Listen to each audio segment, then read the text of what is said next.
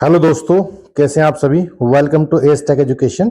आज की वीडियो में एक बहुत ही इंपॉर्टेंट टॉपिक के बारे में डिस्कस करने जा रहा हूं, जो हमारे एसआईआर फॉर्म से जुड़ा हुआ है। देखिए, एसआईआर फॉर्म में बेसिकली 3 टाइप की इंफॉर्मेशन को भरा जा रहा है। ये आप स्क्रीन पर एसआईआर फॉर्म देख रहे हैं, आप इसको ध्यान से देखिएगा तो आपकी समझ में चीजें आ जाएंगी। देखिएगा, एक वो मतदाता है जिसका नाम 2003 की सूची के अंदर है।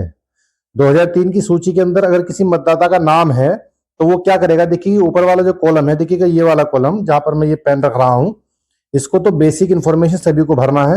वो किसी का नाम है, किसी का नाम नहीं है, तब भी इसको भरना है। ये बेसिक डिटेल है, सब भरेंगे। अगर यहाँ पर मान लीजिएगा मतदाता सूची के अंदर उसका नाम है 2003 वाली में, तो देखिएगा इसको भरेगा, इस वाले कॉलम को जिसमें लिखा हुआ है पिछले एसआईआर की सहायता मतदाता सूची में मतदाता का विवरण। एक कंडीशन तो ये है।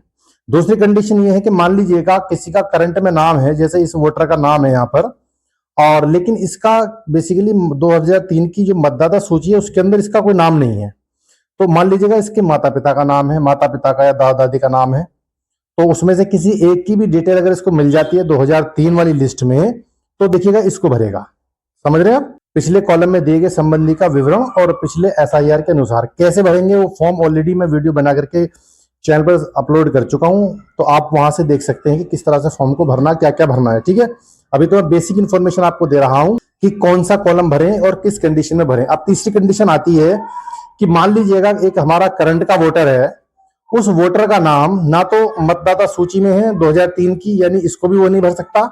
मान लीजिएगा उसके माता पिता का नाम भी नहीं है, अगर उसके माता पिता का नाम भी नहीं है तो फिर इस वाले कॉलम को भी नहीं भर सकता। सीधी सी बात है, इसको भी नहीं भर सकता। तो अब इस कंडीशन में वो क्या करे। तो दोस्तों, इस कंडीशन में कुछ नहीं करना है। फिलहाल आपको ये करना है कि वो जो नया वोटर है जिसकी इस वक्त में वोट है, 2025 में उसकी वोट है, तो वो इस वाले कॉलम को भर दे अपना, जैसे कि आधार नंबर है, जन्म तिथि है, मोबाइल नंबर है, पिता अभिभावक का नाम, और ये सारी जो बेसिक इन्फॉर्मेशन है, ये सारी की सारी जो बेसिक इन्फॉर्मेशन है वो यहाँ पर वो फिल कर दे।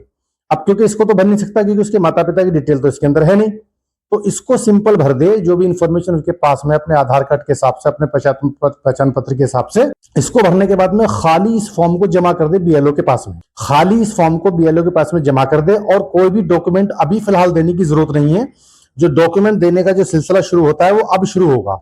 यानी जिसका नाम 2003 की वोटर लिस्ट में नहीं होगा, उसके माता पिता का भी नहीं होगा, उससे डॉक्यूमेंट मांगा जाएगा। 1987 जो कंडीशन दी गई है, 87 से पहला है तो एक डॉक्यूमेंट, और 87 से 2004 के बीच का है तो 2 डॉक्यूमेंट, और 2004 से 2025 के बीच का है तो 3 डॉक्यूमेंट। ठीक है ना। तो अभी डॉक्यूमेंट के साथ जो डॉक्यूमेंट लगाना है इस फॉर्म के साथ में कोई डॉक्यूमेंट नहीं लगाना। डॉक्यूमेंट कब लगाएंगे, जब ये फॉर्म एसडीएम ऑफिस में जमा हो जाएगा। उसके बाद में एसडीएम इसको छांटने के बाद में आपको नोटिस जारी करेगा, आपके पास में नोटिस आएगा, और नोटिस के बाद में आपको एसडीएम ऑफिस बुलाया जाएगा। ठीक है, और उस वक्त में वो आपसे कहेगा कि अब आप साबित कीजिएगा कि आपके माता पिता हिंदुस्तान के अंदर या उत्तर प्रदेश के अंदर ही पैदा हुए थे, और कोई ना कोई एक डॉक्यूमेंट, जो डॉक्यूमेंट की 11 डॉक्यूमेंट की लिस्ट दी गई है, वो लिस्ट मैंने अपने लिंक के अंदर, जो डिस्क्रिप्शन में जो लिंक है, मेरा जो टेलीग्राम का लिंक है, उसमें आप जाकर के उसको आप डाउनलोड कर सकते हैं। कोई इशू नहीं है कि कौन कौन से डॉक्यूमेंट्स है, वो 11 डॉक्यूमेंट्स है। ठीक है, आशा करता हूं कि मेरे द्वारा दी गई जानकारी से आप सेटिस्फाई होंगे। तो अगर आपको लगता है कि इस वीडियो ने आपकी कुछ थोड़ी बहुत जानकारी आपको कराई है कि किस तरह से हम एसआई फॉर्म के अंदर किस कॉलम को किस कंडीशन में भर सकते हैं, तो प्लीज वीडियो को लाइक कीजिएगा और चैनल को सब्सक्राइब कर लीजिएगा। Thank you very much.